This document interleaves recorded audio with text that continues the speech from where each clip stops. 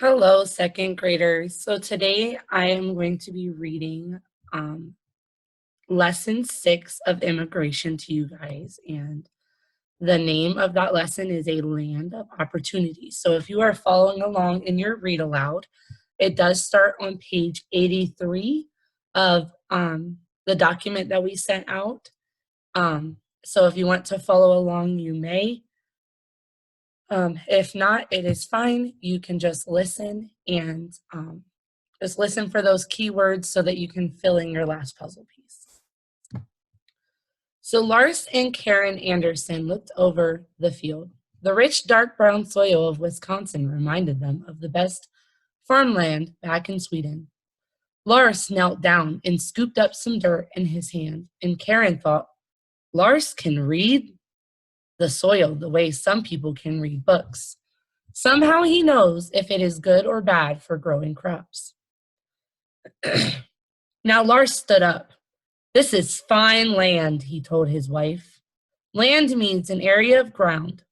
Lars will turn this land into farmland. Land can also mean to come down out of an airplane or like coming out of the air and landing like an airplane or a bird does. She could hear excitement in his voice. Here we will grow wheat and corn. Over there, he said, pointing, we can raise dairy cows for milk and butter. Karen walked a few feet away and said, over there and over here, we can build a house and raise a family. Yes, Lars agreed, and that is the most important thing of all.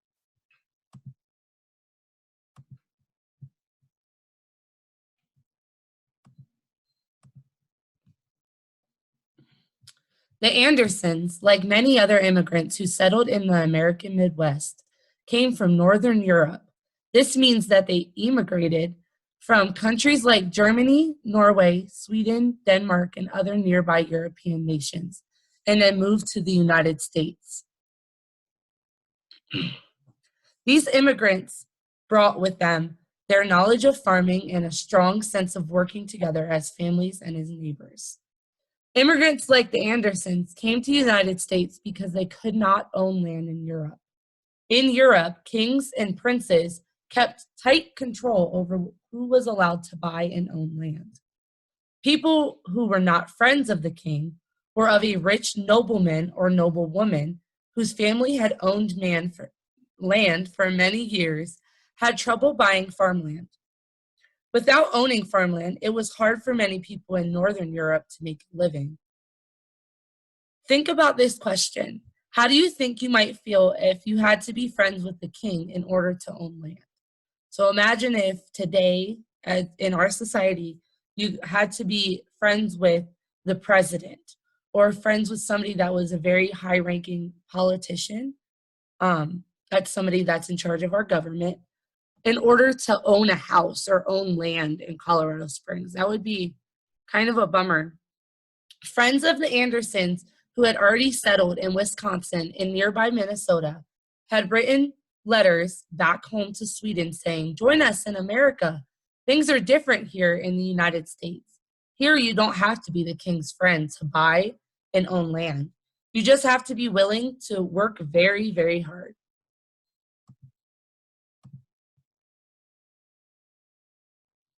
You guys know who this man is.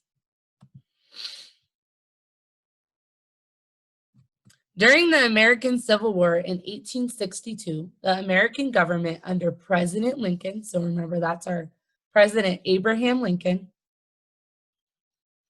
gave huge amounts of government-controlled land to homesteaders. A homesteader is a land someone settles to live and farm. So the government made it easy for farmers to own as much as 160 acres of land, which was more than enough for a successful farm.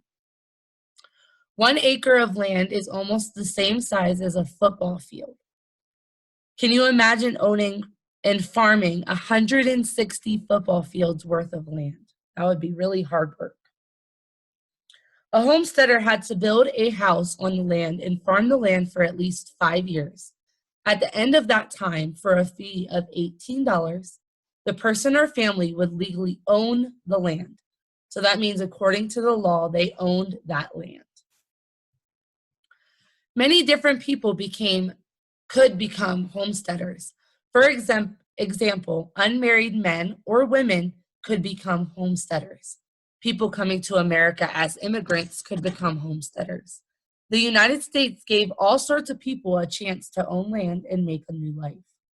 Millions of people from across the United States and immigrants from many other nations came to the Midwest to lend their farming skills and worked hard to build up the United States.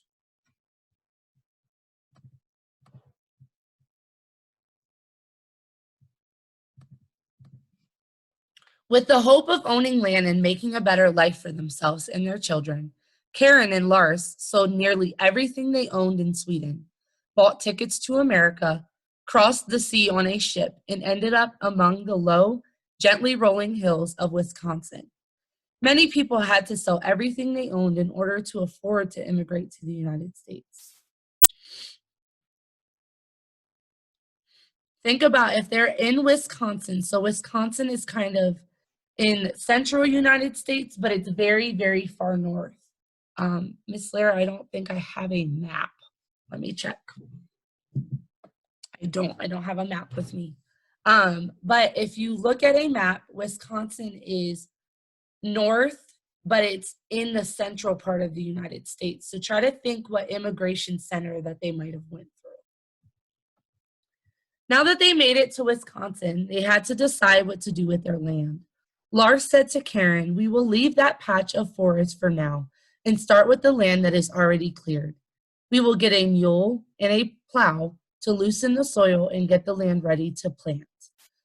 To afford this, we will have to borrow some money and add to the money we still have left from Sweden."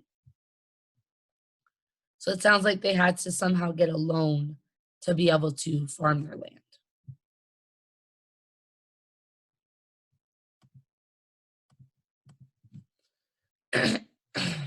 And we will build a house, Karen said. It doesn't have to be a big one. We can add on to it later when we're more settled and have earned more money. And that is what they did. All across the Midwest of the United States, other immigrant farmers were doing the same things, working hard and starting a new life. Working long, hard hours, immigrants and other homesteaders turned the American Midwest into some of the finest farmland on earth, pitching it to help one another through hard times and sharing the joy of one another's successes in this new land. With the help of their neighbors, the Andersons built a house partly shaded by the trees they had decided to leave standing. They built a barn and painted it red. They grew wheat and corn to sell and paid back the money they owed. They watched over every dollar they earned and every penny they spent. In time, both the little house and their family grew bigger. They now had a boy, Stefan, and two girls, Ingrid and Margareta.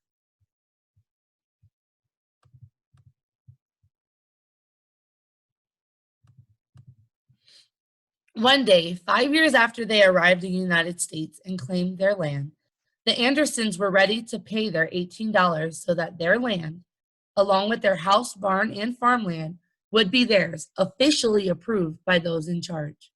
That morning, the whole family took turns bathing in the large metal tub in the kitchen, into which they poured warm water heated on the stove. Remember, this story takes place in the late 1800s, before there were bathtubs and showers like we have today. Because it was such a special day, they dressed in their best clothes, which they usually saved for church. Karen even dressed up little Margareta in her best outfit. Then Lars said, "It is time. Everyone get into the wagon." With a cry of "Get up!" to the two mules he had hitched to the front of the wagon, Lars shook the reins and they started down the 5 miles of dirt road towards town. As they passed each neighboring farm, the neighbors waved and called out, "Congratulations, Karen, and we're proud of you, Lars." How do you think they were feeling, guys? Think about that. How do you think they were probably feeling at this time? Karen and Lars waved back and smiled. They were grateful for the support of their neighbors.